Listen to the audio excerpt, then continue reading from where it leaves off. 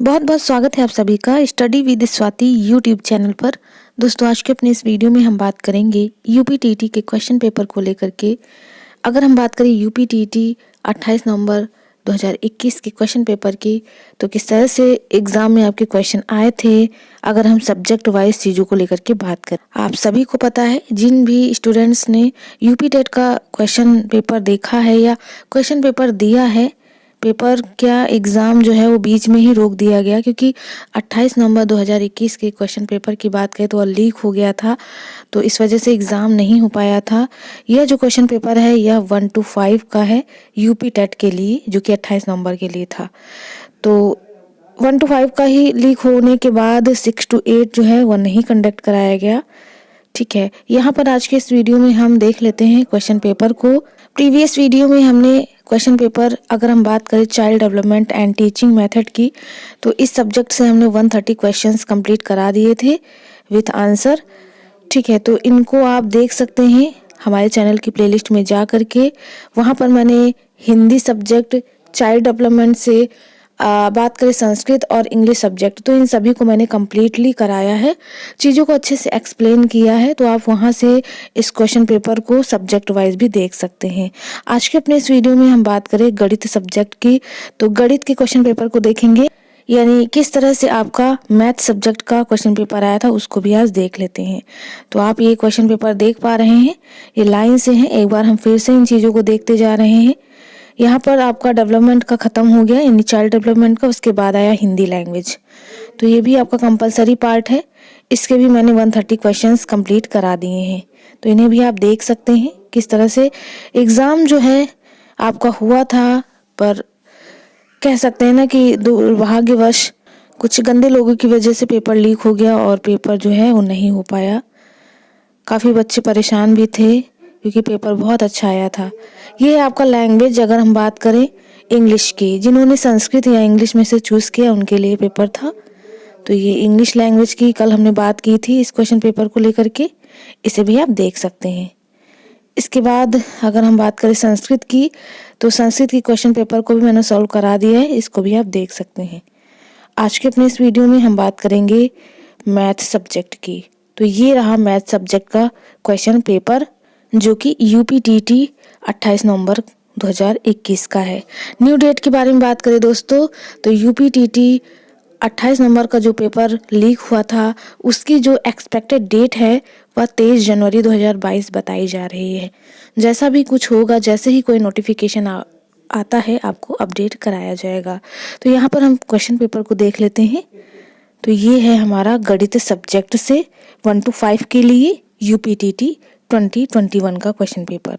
यहाँ पर हम क्वेश्चन देखते जाएंगे, इनके आंसर, क्योंकि गणित का क्वेश्चन पेपर है तो इसको सॉल्व करने में टाइम लगेगा, तो हम क्वेश्चन पढ़ करके इनके आंसर को बता देंगे। आप खुद से भी सॉल्व कर लीजिएगा इन चीज़ों को।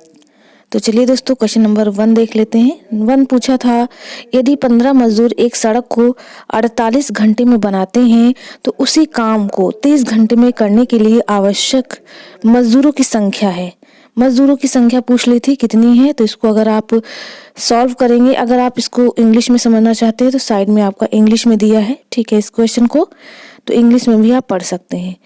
तो अगर इस क्वेश्चन के आंसर की बात करें तो 91 का करेक्ट आंसर हो जाएगा 24। जब आप इसको सॉल्व करेंगे तो आंसर 24 देखने को मिलेगा, यानी कह सकते हैं कि आवश्यक मजदूरों की जो संख्या होगी वह 24 होगी। तो इस तरह से ये आपका क्वेश्चन था।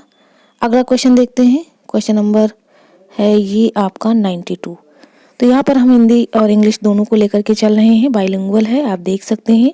क्वेश्चन पेपर में भी ऐसे ही पूछा जाता है, क्योंकि ये क्वेश्चन पेपर ही है, ओरिजिनल क्वेश्चन पेपर है यूपीटीटी 28 नवंबर का। क्वेश्चन 92 है, वह न्यूनतम अंक x है जिसके लिए संख्या 324 x 324 x 342, 11 से विभाज्य हो है। इनमें से कौन सी है जो यह विभाज्य हो जाए? तो यह है आपका क्वेश्चन। हिंदी और इंग्लिश में आप देख सकते हैं दोनों को, ठीक है। तो इसको अगर हम सॉल्व करेंगे तो आंसर आएगा 6। अगर इसको हम विभाज्य करेंगे तो 6 आएगा इसका आंसर। आप इसको सॉल्व करके देख लीजिएगा, ठीक है, क्योंकि 30 क्वेश्चंस हैं, इनके आंसर हम दे रहे हैं, आप इनको अच्छे से सॉल्व करके निकाल लीजिएगा। 93 देख लेते हैं। 93 पूछा था एक वृत्त और उसके अंदर बनने वाले अधिकतम बड़े वर्ग के क्षेत्रफल का अनुपात है। क्षेत्रफल का अनुपात पूछा था कि एक वृत्त और उसके अंदर बनने वाले अधिकतम बड़े वर्ग के क्षेत्रफल का अनुपात होगा। यानी इंग्लिश में इस क्वेश्चन की बात करें तो the ratio of area of a circle and the maximum square inside it will be. ये है आपका क्वेश्चन। ठीक है, हिंदी और इंग्लिश दोनों में आप देख लीजिएगा, जिस भी लैंग्वेज को आप चूज करें हैं। तो 93 की बात करें तो 93 का जो आंसर हो जाएगा वह हो जाएगा 2। वृत्त पर निर्भर नहीं होगा। करेक्ट आंसर जो है वह 2 हो जाएगा। तो पैडागोजी अगर हम बात करें तो पैडागोजी के आंसर जो है वो कम ही पूछता है, क्योंकि यूपी टेट है। ठीक है, इसमें सीधे सीधे क्वेश्चन पूछते हैं। अगर हम सीटेट की बात करें तो लगभग 15 नंबर का आपका पैडागोजी रहता है और 15 नंबर का आपका न्यूमेरिकल पोर्शन रहता है। ठीक है, तो इस चीज को भी आप ध्यान में रखिएगा। चलिए नेक्स्ट क्वेश्चन देख लेते हैं। Question number 94। क्वेश्चन नंबर 9 पूछा था कि यदि 102.7 यानी 102.7 को P/Q के न्यूनतम रूप में व्यक्त किया जाए तो Q क्या है वो बताना है। यानी if 102.7 is expressed in the form of P/Q is lowest form then Q is. तो इस तरह से आप दोनों लैंग्वेज को यूज करते हुए क्वेश्चन को समझ के पढ़ सकते हैं। तो इस क्वेश्चन के आंसर की अगर हम बात करें कि यदि 102.7 को P/Q के न्यूनतम रूप में व्यक्त किया जाए तो Q होगा। तो Q क्या होगा? तो आंसर आपका 10 देखने को मिलेगा। तो इस तरह से आप जो है क्वेश्चन का आंसर जो है दे सकते हैं। तो यहाँ पर हम 94 क्वेश्चंस तक की देख चुके हैं, क्वेश्चन कैसे आए थे। चलिए अगले पेज पे बढ़ते हैं और ये रहा 95 नंबर का क्वेश्चन। क्वेश्चन नंबर अगला है हमारा 95 पूछा था कि 600 रुपए साधारण ब्याज की दर से 4 वर्ष में 700 रुपए हो जाता है। यदि ब्याज की दर 2% बढ़ा दी जाए तो यह धन कितना होगा? यह रहा आपका क्वेश्चन। तो कुछ इस तरह से क्वेश्चन पूछा था, यही आप इंग्लिश में पढ़ सकते हैं। ठीक है, तो इस क्वेश्चन के आंसर की अगर हम बात करें तो इस क्वेश्चन का करेक्ट आंसर हो जाएगा 768 रुपए। ठीक है, तो ये होगा इसका आंसर। इस तरह से आप इसको सॉल्व करके देख लीजिएगा कि 768 आपका आंसर आ रहा है या नहीं, क्योंकि यहाँ पर देखिए साइड में टिक भी लगा हुआ है। बढ़ते हैं अगले क्वेश्चन की तरफ, जो कि है क्वेश्चन नंबर 96। पूछा है निम्नलिखित में से कौन सा सही नहीं है। Which of the following is not true. इनमें से कौन सा ट्रू नहीं है वो आपको बताना है। तो अगर इस क्वेश्चन के आंसर की बात करें तो the sum of 2 irrational number is an irrational number. यानी 2 अपरिमेय संख्याओं का योग एक अपरिमेय संख्या होती है, यह कहना सही नहीं होगा। ठीक है, तो इस तरह से 96 का करेक्ट आंसर 3 हो जाएगा। तो बढ़ते हैं अगले क्वेश्चन की तरफ, जो कि है क्वेश्चन नंबर 97। दोस्तों अगर हम बात करें पैडागोजी की तो यूपी टेट में पैडागोजी आपका 4 से 6 नंबर की आती है, ज़्यादा नहीं क्वेश्चन पूछते हैं। वहीं अगर हम सीटेट की बात करें तो सीटेट में लगभग 15 नंबर की पैडागोजी पूछी जाती है। बाकी जो 15 नंबर रहते हैं वो आपके न्यूमेरिकल पोर्शन के रहते हैं। तो सीटेट के लिए तो आसान है, लेकिन यूपी टेट में न्यूमेरिकल वगैरह थोड़ा देख लीजिएगा। हालांकि जो न्यूमेरिकल रहते हैं काफ़ी इजी रहते हैं, टफ नहीं रहते हैं, तो इसलिए परेशान होने की ज़रूरत नहीं है। तो आप देख सकते हैं किस तरह से क्वेश्चन पेपर पूछा गया था, इजी था। ठीक है, इस बार भी आसार है कि इजी ही पूछा जाए। काफ़ी सारे बच्चे कह रहे थे कि मैम इस बार हो सकता है पेपर टफ हो, क्योंकि पेपर लीक हो गया था। तो आप बिल्कुल परेशान मत होइए, घबराइए मत, आप अच्छे से अपने एग्जाम की तैयारी को बेहतर करिए। चलिए बढ़ते हैं क्वेश्चन नंबर 97 की तरफ। तो 97 क्वेश्चन देख लेते हैं। 97 पूछा था कोई संख्या अपने 20% से 60 अधिक है, वह संख्या है। यही आपका 97 क्वेश्चन पूछा था। तो संख्या कौन सी होगी वह आपको बतानी है। तो 97 की अगर हम बात करें तो जो 20% से 60 अधिक है वह संख्या 75 होगी, यानी 75 होगी। करेक्ट आंसर 97 का 4 हो जाएगा। बढ़ते हैं क्वेश्चन नंबर 98 की तरफ। क्वेश्चन नंबर 98 पूछा था वह संख्या 3070 के सर्वाधिक निकट 17 से पूरी तरह विभाजित होने वाली प्राकृतिक संख्या है। इनमें से कौन सी है वो बतानी है। तो यहाँ पर जो भी क्वेश्चन के आंसर बताए जा रहे हैं आप खुद से निकालने की कोशिश करिएगा, क्योंकि यहाँ पर अगर हम इनको सॉल्व कराएंगे तो टाइम लगेगा, वीडियो काफ़ी लंबा हो जाएगा। बच्चों को ज़्यादातर क्वेश्चन पेपर ही देखना रहता है, आंसर जानने रहते हैं, तो इसीलिए हम उस तरह से गणित के क्वेश्चन पेपर को दिखा रहे हैं सॉल्व करवाने के लिए। अगर आप कमेंट करेंगे तो अलग से सॉल्व भी करवा दिया जाएगा, ठीक है। तो क्वेश्चन पूछा था the nature number nearest to 3070 which incompletely divisible by 17 is. तो आंसर हो जाएगा 3077, यानी करेक्ट आंसर 3077 हो जाएगा। बढ़ते अगले क्वेश्चन की तरफ, जो कि है यहाँ पर देखिए बच्चों ने सॉल्व किया है इन क्वेश्चंस को। तो ये रहा 99 क्वेश्चन, क्योंकि 98, ठीक है, 98 तक हमने बात कर ली है।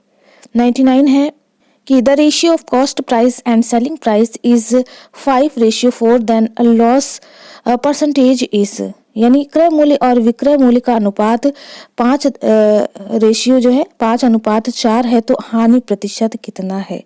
तो हानि प्रतिशत पूछ लिया है कि हानि प्रतिशत 5:4 का कितना होगा। तो इस क्वेश्चन के आंसर की बात करें तो करेक्ट आंसर हो जाएगा 20%, यानी 20%। क्वेश्चन नंबर 100 देख लेते हैं। 100 पूछा था कि यदि किसी घन का विकर्ण 8√3 सेंटीमीटर है तो उसका पृष्ठीय क्षेत्रफल है, कितना होगा उसका पृष्ठीय क्षेत्रफल। तो अगर इस क्वेश्चन के आंसर की बात करें तो करेक्ट आंसर हो जाएगा 384 सेंटीमीटर स्क्वायर। करेक्ट आंसर यहाँ पर इसका 4 लगा लीजिएगा। बट क्वेश्चन नंबर 101 देख लेते हैं। क्वेश्चन नंबर 101 पूछा था कि area of the part of 120 degree of a circle is 66/7 centimetre square, then diameter of the circle is, और ब्रैकेट में दे दिया था पाई इक्वल 22/7, यानी एक वृत्त में 120 डिग्री के खंड का क्षेत्रफल जो है वह 66/7 सेंटीमीटर स्क्वायर, तो वृत्त का व्यास होगा, जबकि पाई दिया था 22/7। तो इस क्वेश्चन के आंसर की बात करें तो वृत्त का जो व्यास होगा वो हो जाएगा 6 सेंटीमीटर, यानी 6 सेंटीमीटर करेक्ट आंसर इसका हो जाएगा।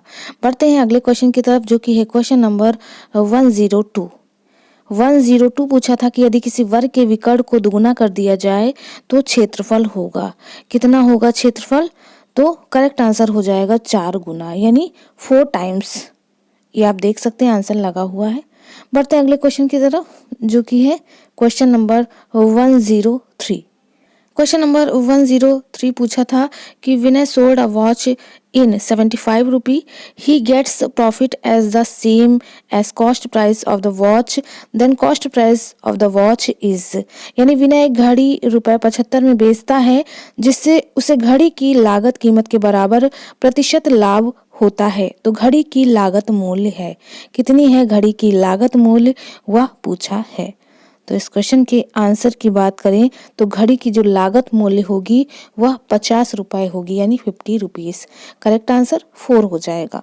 बढ़ते हैं अगले क्वेश्चन की तरफ, जो कि है 104।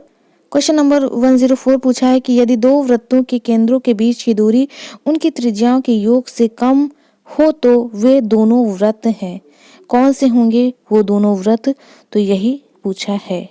तो यहाँ पर इस क्वेश्चन के आंसर की बात करें तो करेक्ट आंसर हो जाएगा अंतः स्पर्शी होंगे, ठीक है। करेक्ट आंसर 104 का जो है वह ए हो जाएगा, यानी टच इंटरनली, ठीक है।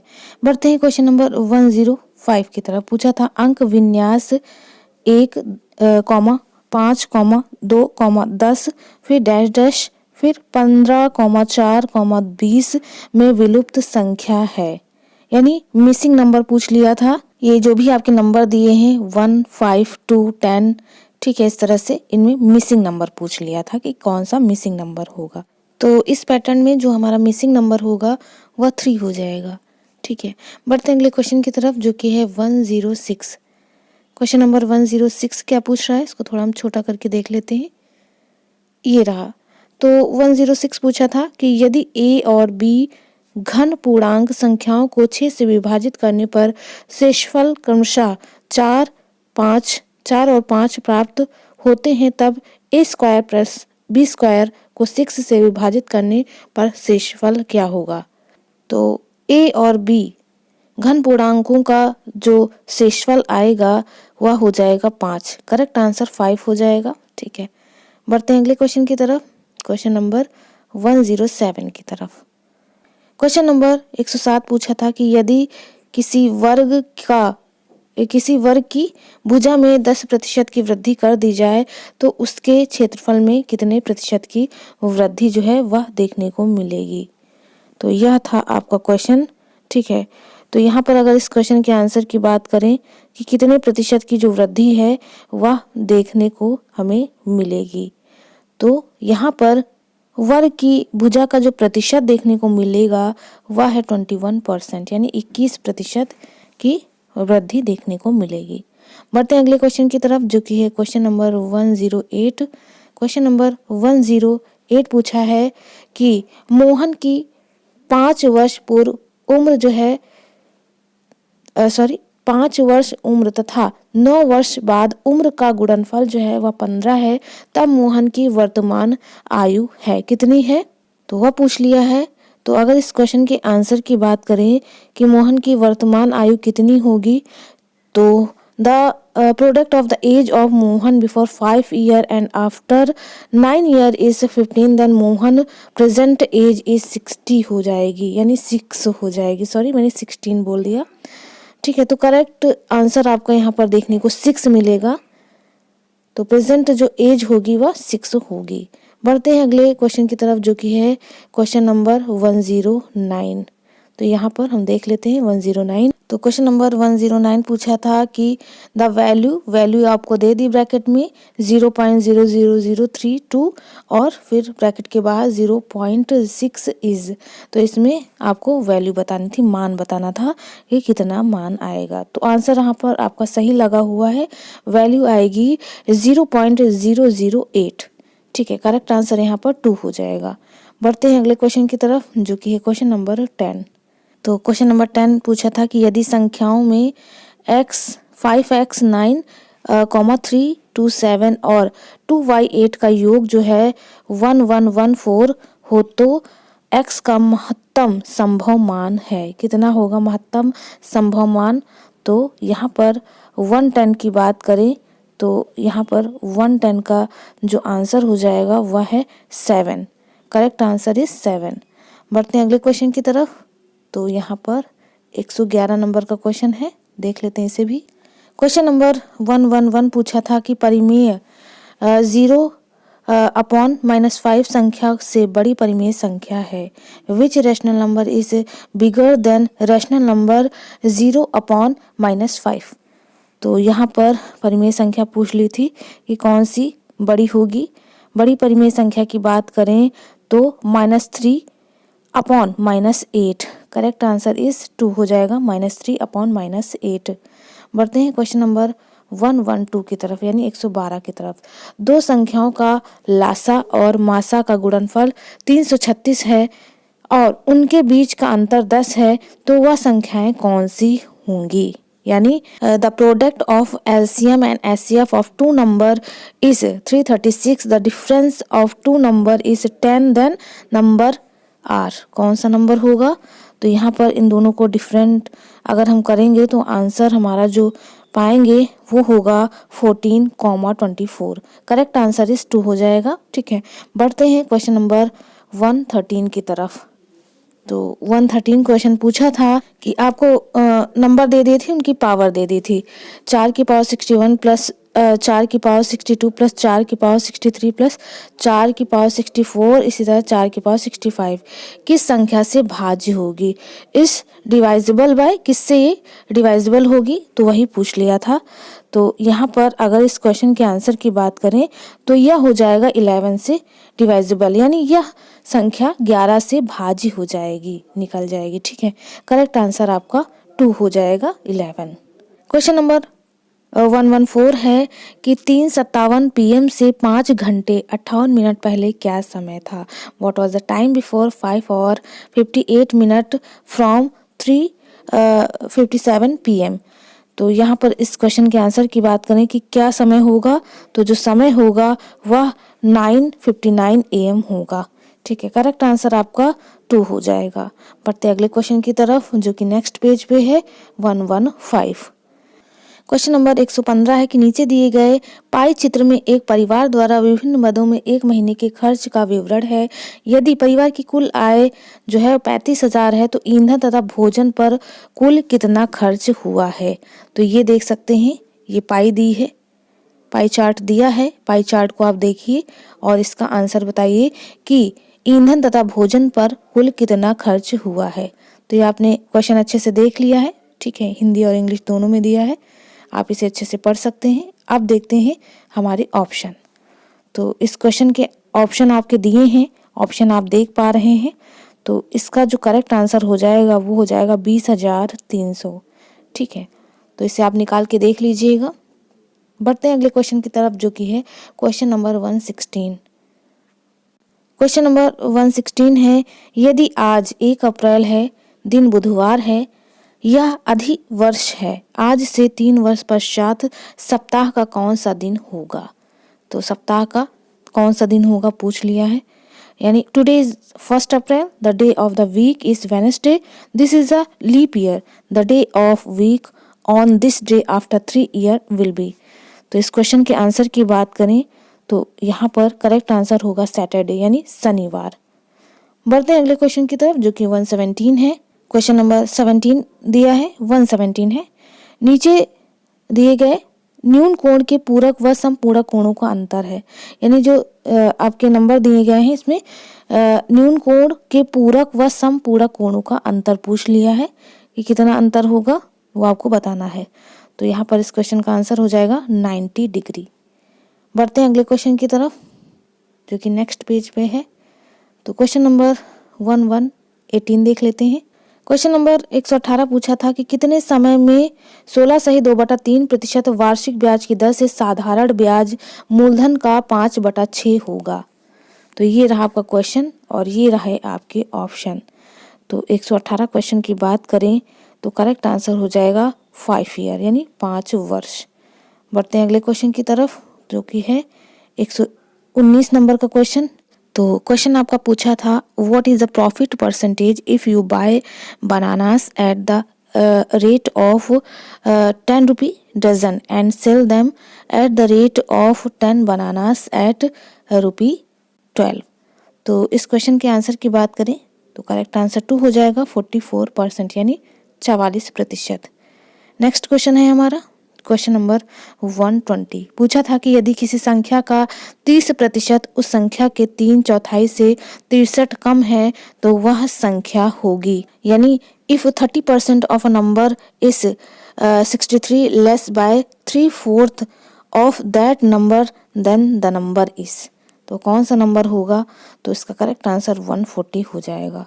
तो दोस्तों आज के इस वीडियो में हमने 120 क्वेश्चन कंप्लीट करा लिए।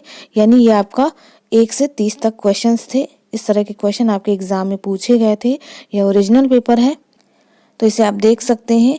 इसके नेक्स्ट वीडियो की बात करें तो हम पर्यावरण अध्ययन यानी इन्वायरमेंटल स्टडीज के क्वेश्चंस को लेकर के बात करेंगे जिसमें 1 से 30 तक की क्वेश्चंस को कंप्लीट कराया जाएगा। तो इस क्वेश्चन पेपर को आप देख सकते हैं। उम्मीद और आशा है आप सभी को हमारा यह वीडियो पसंद आया हो। जो भी क्वेश्चन बताए गए हैं, जो भी आंसर आपको बताए गए हैं, इन्हें आप खुद से ज़रूर सॉल्व करिएगा। ठीक है, अगर कोई दिक्कत होती है तो आप कमेंट द्वारा इसका मतलब सॉल्यूशन पा सकते हैं। चलिए दोस्तों मिलते हैं अपने एक नेक्स्ट वीडियो में एक नए टॉपिक के साथ। तब तक के लिए आप सभी का बहुत बहुत धन्यवाद। Thank you friends, keep watching and share to others.